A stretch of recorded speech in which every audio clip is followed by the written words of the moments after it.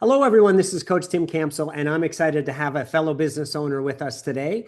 Something unique about my guest is he's originally from England with a background in racing. In his downtime, he enjoys spending time with family as well as motorcycles, and he is most proud of his wonderful family. It's my pleasure to welcome Jon to the show today. Hi, Jon. Hey Tim, how's it going? I am awesome. Thanks for asking. Well, hey, I'm super pumped to hear your story today. So let's start with having you introduce yourself. Tell us your full name and a little bit of your personal story. I'm Jonathan Fricker and I'm here in Indiana running two shops now, new second acquisition. And I was a race mechanic for 25 years internationally, and kind of got tired of that and wanted to be at home for the kids. So sort of fell into running some shops and I'm now sort of developing through that. Just expanded to the second one, like I said, Yeah, and been a mechanic all my life in all sorts of different ways. fantastic. And I'm actually enjoying the road car aspect of things. That with a race car, unless you win, you fail. So there's no room for error. And even if you do a great job mechanically, the driver has to go perfect, the pit stops have to go perfect, the Yeah. strategy has to go perfect, luck has to be on your side. And you still cannot win, you Yeah. know. Whereas servicing a road car, most of the time you just service it and off it goes. And it's somewhat rewarding to have a more quantifiable, did I Yes, do a good yes, job? yes, The car yes. arrived, the car left. I did a good job, I guess. It's kind of more quantifiable, I think, and repairs as well. Like a lot of the time, we work on a lot of classic Mm. Porsches, a lot of mainly Cat Attack, go away, and that's again rewarding because they arrive broken, and then you fix it, and then the customer comes and gets it and drives it Yes, away, and yes, you're happy, yes, yes. which is really good. Whereas, like I say, with the race car driver, you can do a great job and you turn out a perfect car and it's 100% reliable, but unless you win, which is really rare, Yeah.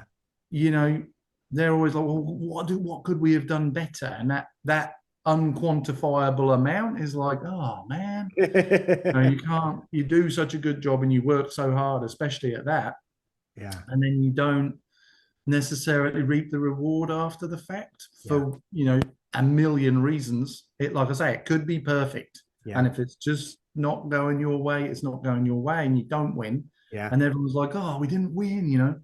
Whereas car comes in, car gets fixed, customer drives away. Like nice, that's like more quantifiable, I Yes, think. So I'm kind of enjoying that, to be honest. very cool. Tell us about your family, including the little fur baby that just walked by. Well, we'll start with the fur babies because they're both eyeballing me because I'm not playing with them. So we've got Georgina here, and then we've got Alfie over there, and they're two crazy cats that are just here all the time. My wife's a crazy cat lady, so we have good fun with them. And then, more importantly, we've got Max, who's 15, my son, and Matilda is 17, my daughter, who are both busy with school stuff. Yeah. Good kids, having good fun with them. Life is good. And then my beautiful wife, Kylie, is here from Australia. Ooh. And we got married 8 years ago. And she's a real estate agent. And then she's also, with the interest rates being steep and kind of the market being steady, she's had some time recently. So she's actually kind of surprised me actually and jumped into full management of the second shop for Oh, me. fantastic. I was really obviously concerned with second shop position. How am I going to divide my time? How am I going to try and be in Yeah, two places at once all the yeah, time? Not feasible.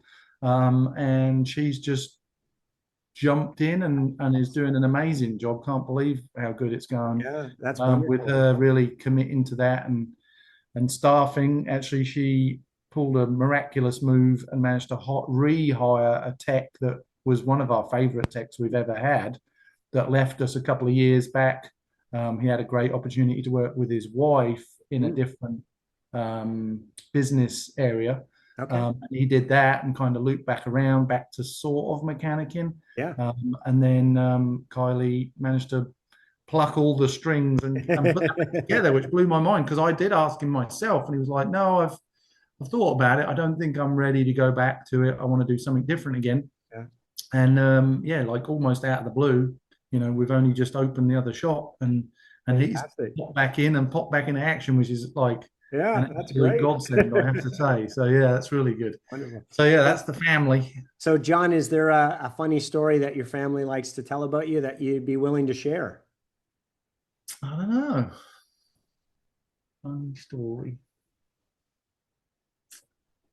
We took Kylie. It's not funny for me. It's funny for Kylie. We took Kylie snowboarding last year and tried to teach her how to do that because the kids and I snowboard. And she won't listen. As part of an Australian trait, they won't be told how to do anything.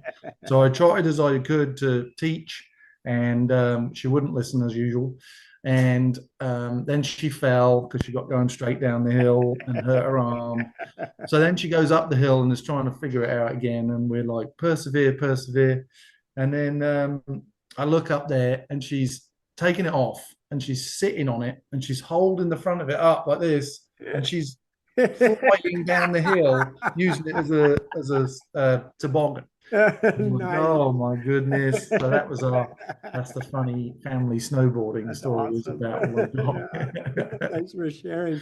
John, tell us, how did the business come about, and at what point did you have the confidence you could run your own business? Yeah, I kind of fell into it, honestly. 2016, I was really frustrated with racing and getting like really over it with a lot of, again, kind of like I just explained, the politics of racing. Like you can do a great job and have an amazing thing. And that's another thing I didn't mention there. You can do a great job, the driver can do a great job, the strategy can all go well, it can all go your way. But more and more now, more than ever, sadly, we're having it done it a long time. There's the balance of performance, which is people in charge of the championship, especially with sports cars, because you're running like we did prototypes, but you're running different types of engine against Sure. different types of aero and different configurations, obviously, faster car, slower car. So now instead of just being like, okay, well, you're slower, so you need to figure it out, they're like, oh, well, we'll give you some more horsepower so that you're less slow. So now, of course, human nature is, oh, my car's really slow. I need more horsepower. And you pretend it's slower than it is. So then you get into this horrific political negotiating game for racing, which really affected us a few times with some of the teams I was at. Hmm. But we did a great job. And I feel like, we may have had the winning combination. Yeah. And then just before you go to battle, they make an adjustment to the performance because they think you've got an unfair advantage.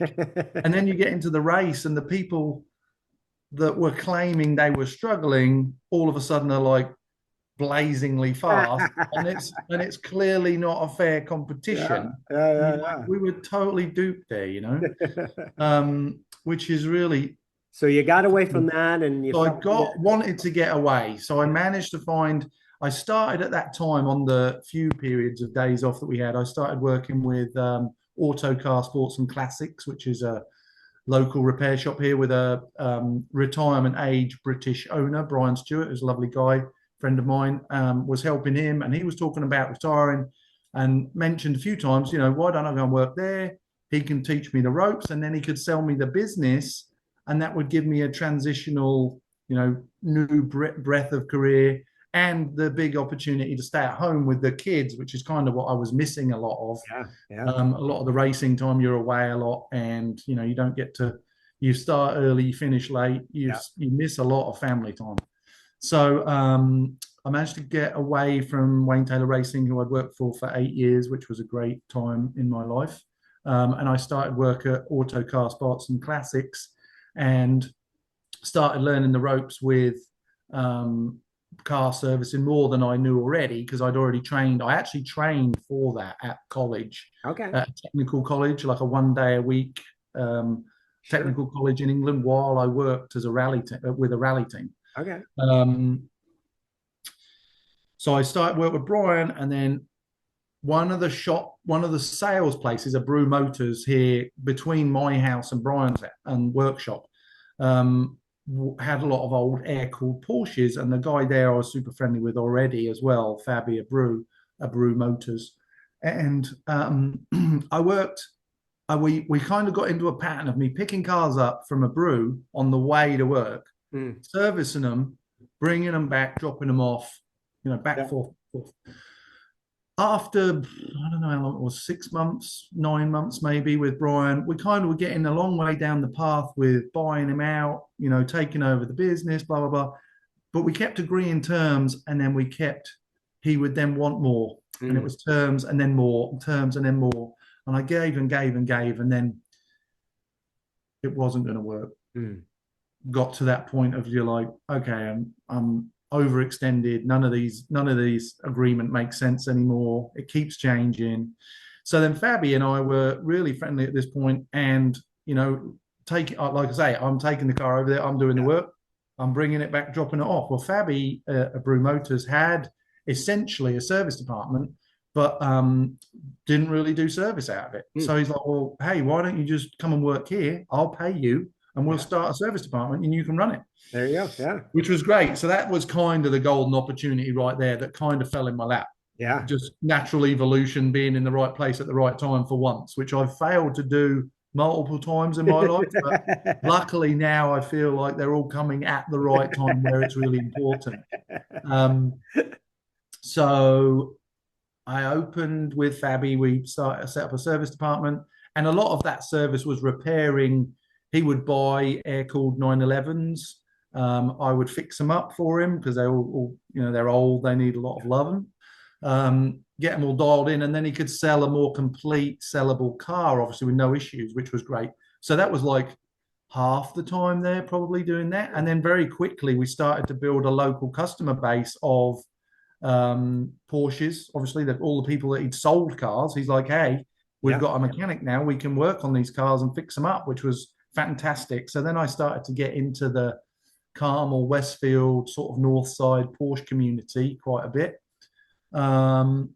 And then I can't remember how long I was there, 18 months or 2 years maybe. Mm-hmm. And then Fabi had a good opportunity to go to Florida and rebase himself in Miami because we built a backdate type Porsche, Okay. which I built for him, and which was really cool, really nice project. And that I think helped him springboard into this custom Porsche market. Okay. Yeah. And he found an investor in Miami that wanted him to sort of take him under his wing there and help him develop that business of the custom Porsche builds, which is really cool. So he went there to do that and was very nice and asked me to move there with him and continue that work, which was great. But I want to be here, want to be with the kids. This is great. I felt like this is a much better place for kids. Yeah.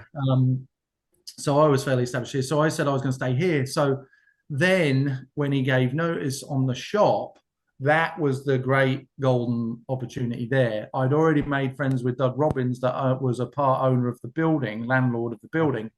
So when Fabi, let me know he was going to move and essentially close the business there, then I'm like back to the drawing board. Okay, Yeah. well, what am I going to do now?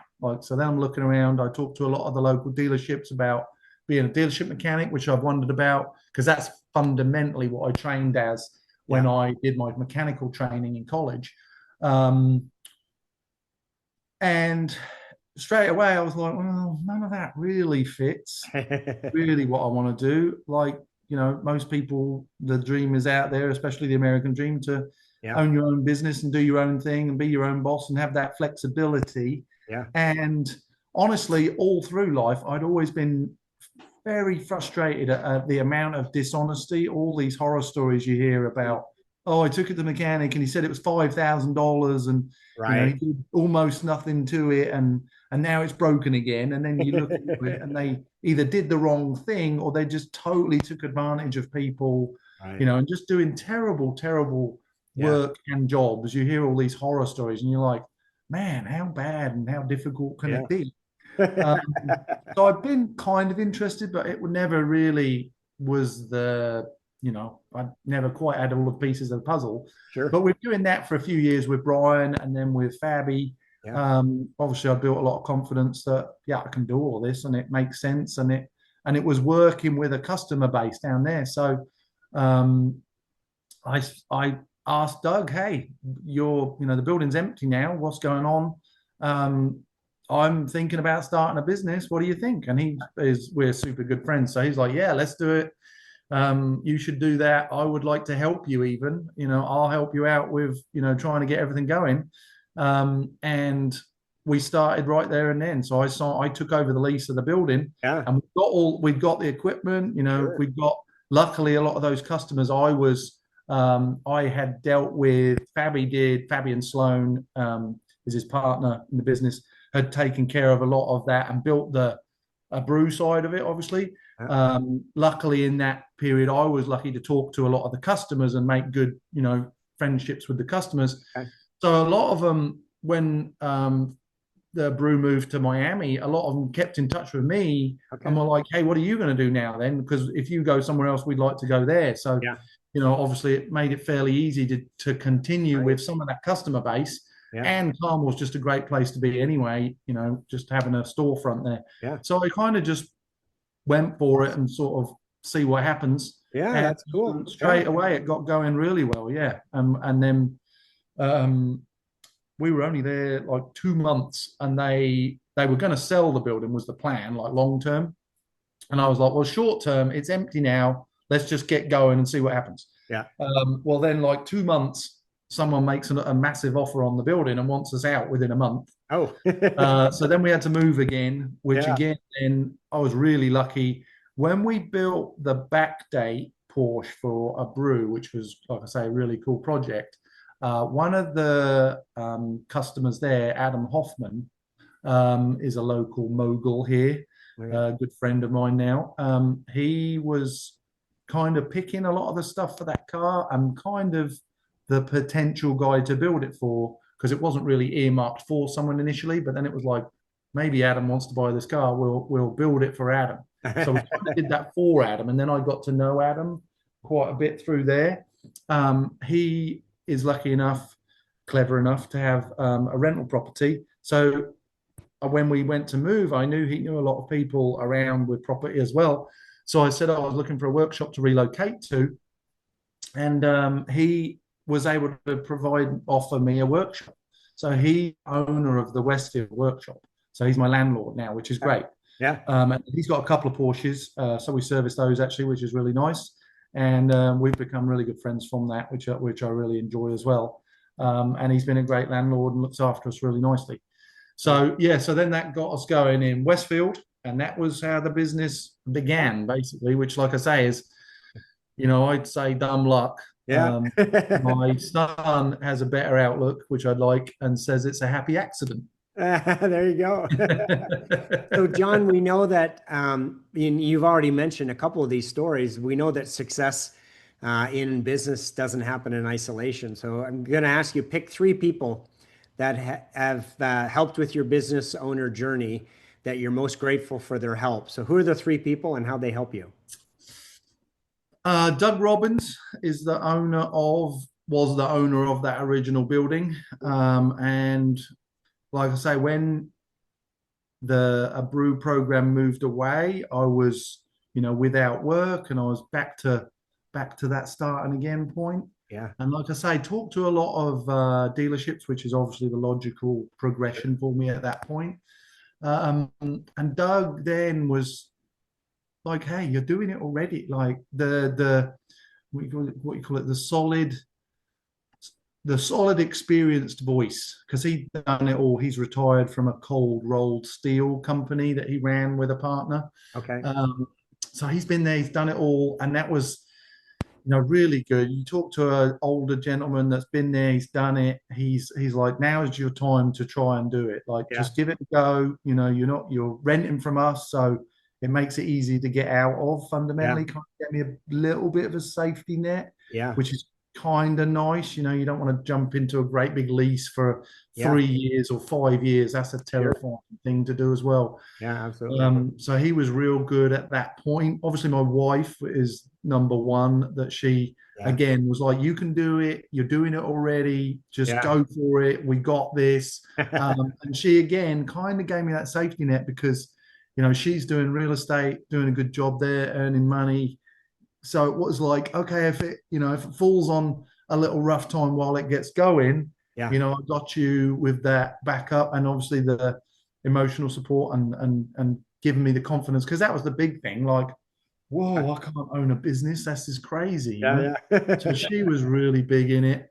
Um, and then I don't know a third one off the top of my head. That's okay. Maybe if something pops in, just let Yeah, me maybe Adam, honestly, Adam Hoffman, because again, that was another, know. you know, like I say, all of a sudden, right place, right time. Yeah. You've Yeah. got a business that's rolling, you've been doing it, and then Sure. here's a golden opportunity with the workshop that he provides now. And again, the confidence, he started a, you know, barbecue chain, Yeah. and took a big leap not very long ago, you know, Yeah. and now, you know, he's doing an amazing amount Yeah. of business and has an amazing reputation locally, which is obviously a aspiration for me to get Yes. to, you know, Yes. that sort of standard of reputation and volume, is all the things that are inspiring. So it's nice to have kind of the people that have stuck their neck out and then been there and then done it and they're reassuring you, you know, go for it. This is the time. Everything's in the right place. So, yeah, that's the three I'd say Awesome. actually. Awesome. John, what's been your biggest learning as a business owner? Trying to be a business owner, completely 1,000%. Brian Stewart from Autocar Sports and Classics, good friend again, like I say, he told me all the time that when we were talking about the business, he's like, you got, you know, you're a good mechanic, you got a lot of mechanical knowledge, experience, blah, blah, Yeah. blah. Yeah. Um, Diagnostic is one of the things I took at college, and then kind of with race cars and constantly Sure. developing stuff with them, you kind of figuring it out all the time. Like that's Sure. a constant development path. Yeah. So that kind of helps what we do with what mechanically. So, you know, that's what I've done, right? I Yeah. kind of understand that Yeah. to a decent degree, obviously. But I've never done any business at all. I've seen every race team I've worked for pretty much go out of business because they're not good at business. Mm. Racing's impossible to make money at. So I've seen it done wrong a lot, but that's in racing, you know, which is just almost impossible to make money at. Yeah. But as a auto shop owner, you know, only from 2014 or 15 when I started helping Brian, um, did I start to see some of the business aspect Sure. and Brian started to explain to me how difficult that is. So from then, that's been my biggest learning, like because Yeah. I just had no clue, you know, and Sure. I still really have no clue, and I'm just winging it every day. But you know, I'm learning. I've learned, you know, more in the last 10 years trying to get these business learning from Brian and learning about business. I've learned more there than I have in Sure. 20 years of Yeah. race mechanics. You know, Yeah. like Yeah.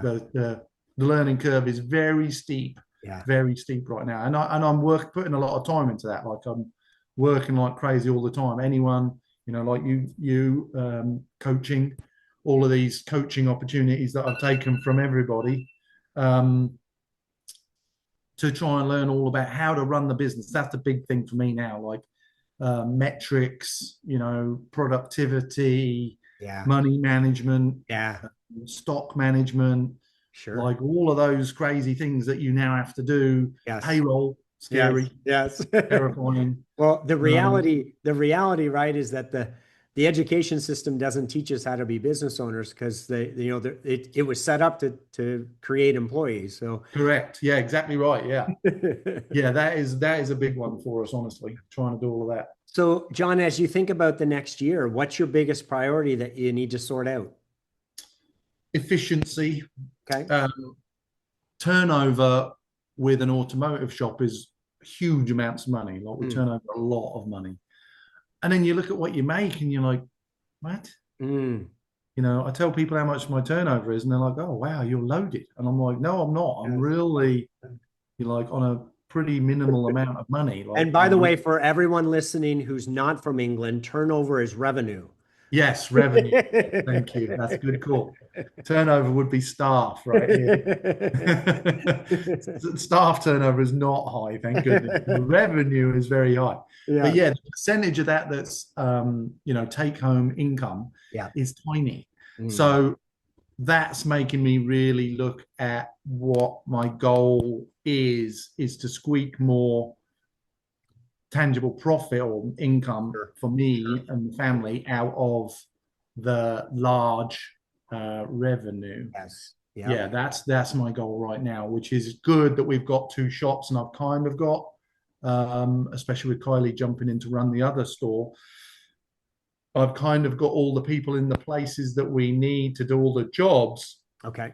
So now is the first time that I've actually, like this week, literally, is the first time I've actually been able to kind of step back from all of the everyday running Yeah. because everybody else is doing their everyday running. Yes. So now I'm finally able to step back and be like, okay, you know, and then and do that analytics Yeah. of, okay, this tech took this long and it should have taken this long. Yes. What do we do to help him cut that time down?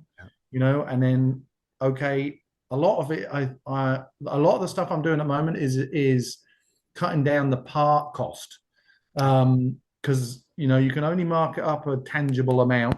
Sure. Most people have a number in their mind what they think they're going to pay for it, which Sure. is kind of limits that markup amount.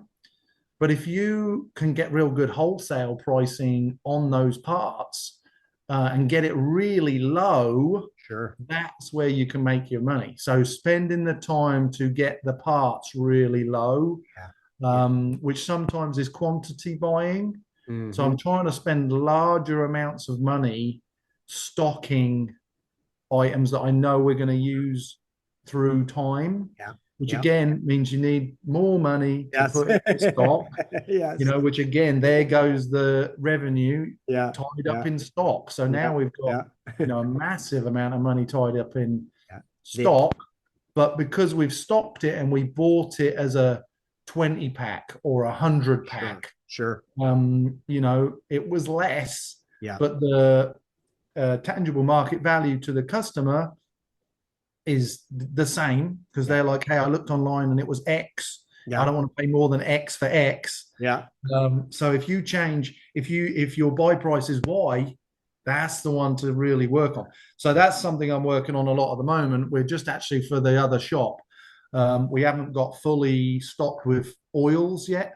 Okay. So we're talking to a couple of different oil suppliers trying to get, some looking at the bulk options, Okay. which Yeah. again, not having the time or the money really Sure. prior, Yeah. I haven't been able to like take a big chunk and do like Yeah. I kind of need to do a $3,000 or $4,000 oil order in Mhm. order to get it to the next threshold of Got it. reducing the oil buy cost by like 35%. We're looking at doing by doing that, Okay. which Oh, wow. means, yeah, which is really good. But then you got to store it. Then Yeah. you got materials handling that. Now I might need a fork truck because we're going to buy, Yeah. Yeah. Yeah. Yeah. a big tote of it, Yeah. which is the next step as well. So yeah, all of that is goals now to try and really focus in on efficiency and um, I'm actually a long way into a staff handbook. Like I want it Okay. done my way, and now that I've got two Good. locations, that I can't be following people around, driving them Yes. insane. I want Yes. it like this. I Yes. want it like this. I Yes. want it like this. Yeah. I have to write a handbook to be able to give to people and say, okay, this is all the crazy things that Yep. I want done, Yep. which is a lot of stuff, and I understand that, and it's difficult for people to learn all of that from me without me, like I say, just wearing them out, like following them around. Yeah. We're buddy checking the wheels. We're not taking the wheels are loose sign off until another guy comes and buddy checks them, and he Yes. Yes. verbally talks to you and he says wheels are good, and he takes the sign off. Yeah. We've got that covered. All of those Yeah. procedures that we've worked on over time to make sure we have a good, trustworthy, reliable standard that we're working to. Now all of that has to go into a book, Yep. and then we then have to find procedures to make sure they stick to that book, obviously. Which again, then you've got to look into punishment and Yeah, penalty and all procedures the for whole not doing that. management, yeah, management So comes that's into it. kind of goals now moving Yeah, forward to try and build that proper custom no company base yeah, and standard, yeah. and then how to enforce it and how we put that into new staff members Fair enough. without. I've been really lucky that I've retained most of the people that have worked for us. Hmm. And Jimmy Williams is our gold mechanic that has come to us as an intern, was a detailer, Yeah. came to us as an intern 5.5 years ago, I think, Okay. Yeah. and started detailing and then started doing some mechanical stuff and had just had some fairly limited mechanical knowledge. And then that he's the poor guy that I followed around all this time. Do this, check that, check it again, do this, check that. And he's been patient enough and dedicated enough that he's absorbed all of that. And now we have an amazing, reliable, wonderful employee, which is Fantastic. what we want from everybody else, obviously. And now we've got to try and put that into a book Yes. Yeah. of how we recreate that with Yeah. the other staff that we've got. Well, you're doing the right things because it's so important to have that documentation. Because if we don't have the manual or the how-to or the process written out, then we're just relying on everybody remembering what they were told versus Yeah, following having a the reference. process. So yeah, Yeah, that's exactly right. great job there. The other thing came to mind when you were talking about efficiencies is I've seen there's sometimes companies will miss costs in labor or mishandling. So when the person's writing the invoice or taking care of the customer, they don't often include that time in the quote. They only include the mechanic's time. It's like, Yeah, no, that's right. you got to include the supervision time, the manager's Yeah, time, right?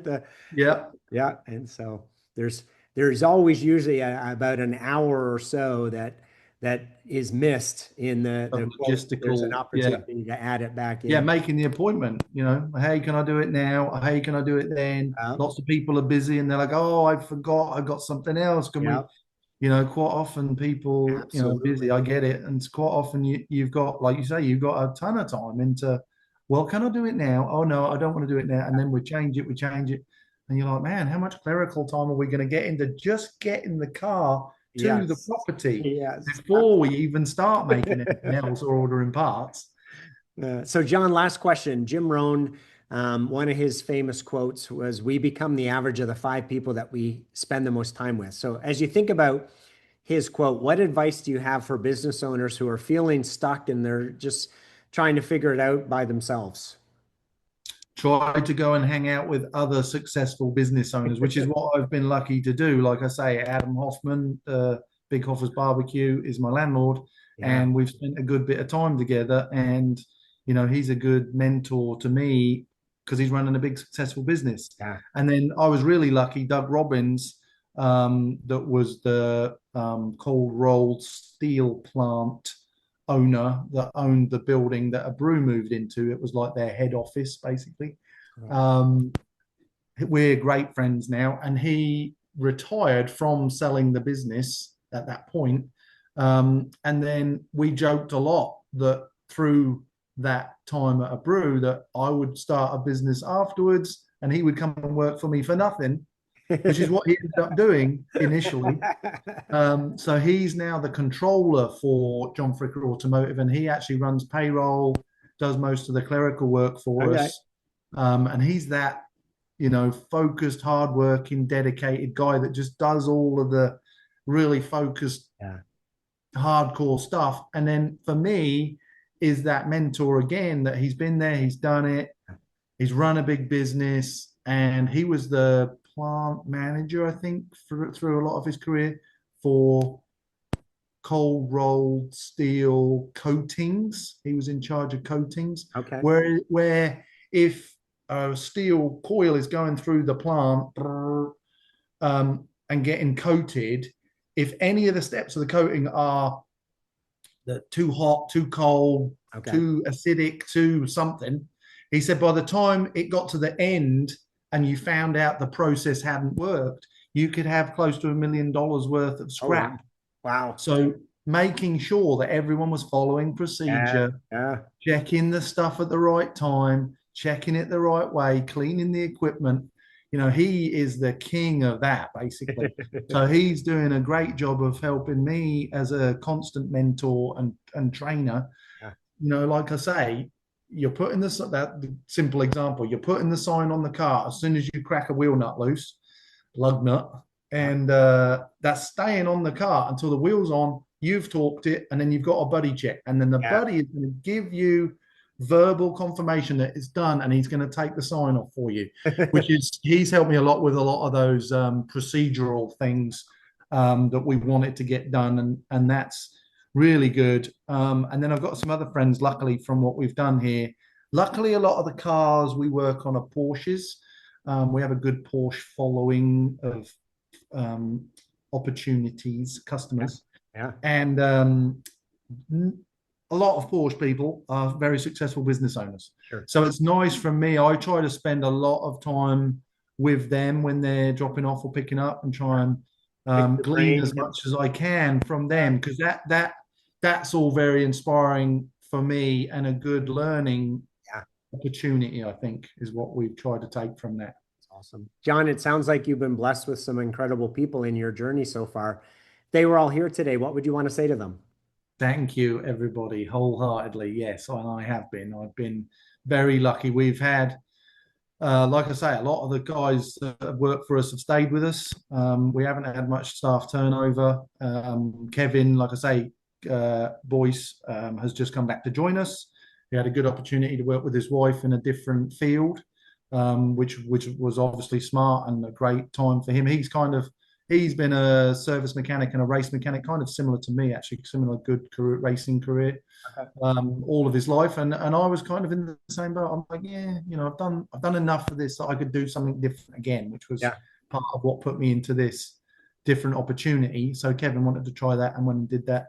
And then I'm, you know, thrilled that Kylie was managed to snaggle him to come back and persuade him to come back. And that was good. So that's really nice. Having him come back is heartwarming, honestly, as a family and a group together. And he's a really good, you know, he's my age, so he's a really good mentor to the younger guys that work for us now as well.